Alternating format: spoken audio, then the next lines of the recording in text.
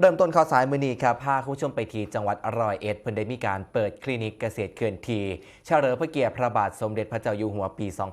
2569 ครับที่เทศบาลตำบลโพไซอำเภอศรีสมเด็จจังหวัดร้อยเอ็ดนายชัชวาลเบญจศิริวงศ์ท่านผู้ว่าราชการจังหวัดร้อยเอ็ดเป็นประธานเปิดโครงการคลินิกเกษตรเคลื่อนที่ในพระราชานุเคราะห์สมเด็จพระบรมโอรสาธิราชสยามกุฎราชกุมารเฉลิมพระเกียรติเนื่องในโอกาสวันเฉลิมพระชนมพรรษาพระบาทสมเด็จพระเจ้าอยู่หัว 28 กรกฎาคม 2569 โดยมีนายมงคลหยีล่ำครับเกษตรจังหวัดร้อยเอ็ดหัวหน้าส่วนราชการหน่วยงานในสังกัดกระทรวงเกษตรและสหกรณ์เกษตรกรและกับประชาชนเขาร่วมกิจกรรม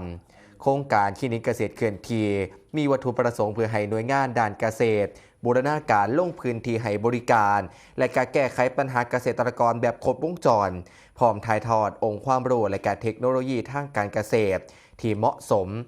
ภายในงานนะครับก็มีการจัดหน่วยบริการเคลื่อนที่จากหน่วยงานด้านการเกษตรมีการจัดนิทรรศการให้ความรู้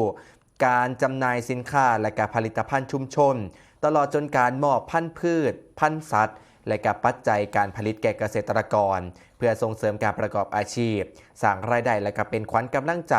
ให้แก่เกษตรกรในพื้นที่จังหวัดร้อยเอ็ดครับ